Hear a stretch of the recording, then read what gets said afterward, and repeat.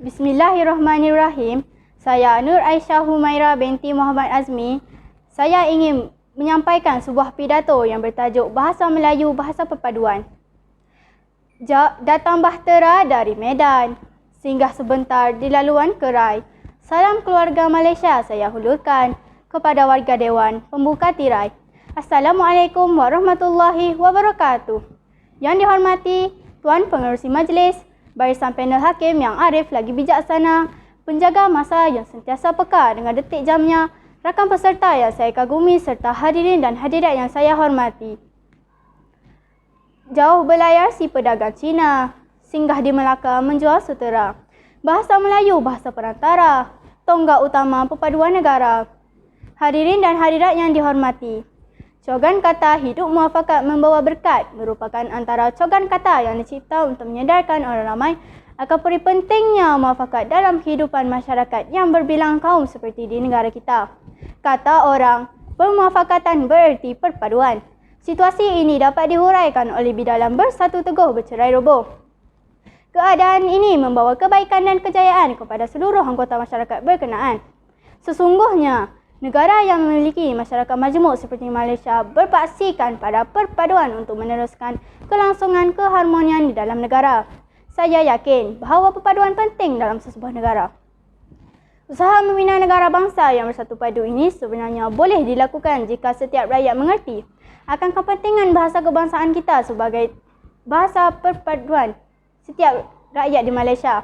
Oleh itu, izinkan saya untuk menjelaskan dengan lebih terperinci tentang wacana ilmiah kita pada hari ini yang bertajuk Bahasa Melayu Bahasa Perpaduan.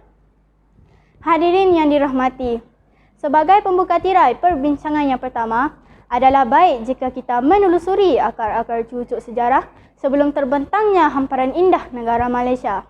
Apabila nostalgia ini membawa kita ke ratusan tahun yang lampau, nyatalah bahawa bahasa Melayu sudah berfungsi sebagai lingua franca yang didefinisikan sebagai bahasa perantaraan antara masyarakat pada zaman itu. Daripada golongan pendeta sehinggalah ke golongan biasa, setiap insan di Melaka ketika itu berkomunikasi dengan bahasa tercinta kita yang tidak lapuk di hujan, tak lekang di panas. Tidak lain dan tidak bukan, sudah tentulah bahasa Melayu. Nah, apa lagi yang kita pertikaikan? Hadirin yang dihormati, pucuk manis permatang budi, pucuk parut digetus rasa. Yang manis bernama budi, yang indah bernama bahasa. Melalui bahasa Melayu, sebarang konfrontasi, buruk sangka dan salah faham antara kaum dapat dikikis dengan mudah. Saya suka untuk meminjam kata-kata bujangga pendeta Zakbar yang berbunyi bahasa menunjukkan bangsa. Apabila kita melihat masyarakat bertutur dalam bahasa Melayu, sudah terang lagi bersuluh bahawa mereka ialah bangsa Malaysia. Daripada kata-kata hikmat tersebut, saya sangat percaya bahawa bahasa Melayu sedikit sebanyak akan mengurangkan semangat kecinaan, kemelayuan ataupun keindiaan. Hayya, ini bala mana ada harga. Dia punya bau saya macam mau pensana. Baiklah dengan pengaruh bahasa natif. Asalkan setiap kaum di Malaysia dapat bermesra dan bertukar-tukar maklumat dan fikiran hanya dengan menggunakan bahasa Melayu. Apa yang penting, setiap kaum di Malaysia tidak akan kekok untuk berbicara dalam bahasa kebangsaan. Apabila tidak kekok untuk berbicara, sudah tentulah juga tidak kekok untuk bermesra. Maka, nyatalah bahawa perpaduan dalam kalangan masyarakat tersebut akan terbina kukuh di bawah payung bangsa Malaysia. Berdasarkan hujah ini, nyatalah bahawa bahasa Melayu itu merupakan medium untuk mewujudkan perpaduan dalam kalangan masyarakat berkenaan.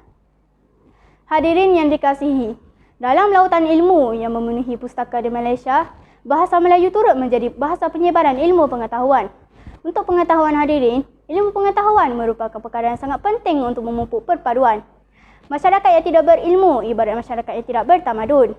Apabila tidak bertamadun, sudah tentulah masyarakat akan bertindak membuta tuli mengikut hati dan naluri. Oleh itu, sudah tentulah kucak-kacir akan menodai keamanan sesebuah negara. Dalam soal keharmonian, sudah tentulah kita tidak mahukan sebarang jurang bertatah di dalam kehidupan masyarakat. Pada pendapat saya, jurang itu boleh memecah belahkan perpaduan. Ketika jurang pendidikan itu dirapatkan, sudah tentulah perpaduan dapat dipupuk dari alam persekolahan lagi.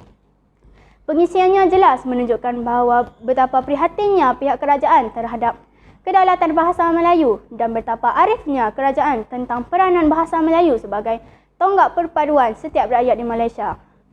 Jauh berlayar si pedagang Cina, singgah di Melaka menjual sutera. Bahasa Melayu, bahasa perantara, tonggak utama perpaduan negara. Hadirin yang dirahmati, sebagai penutup tirai bicara saya pada hari ini, saya ingin menekankan bahawa bahasa Melayu merupakan bahasa perpaduan. Hormatilah bahasa kebangsaan kita sebagai kerana bahasa Melayu, bahasa perpaduan Malaysia. Sekian, wabillahi taufiq wal hidayah. Assalamualaikum warahmatullahi wabarakatuh. Terima kasih.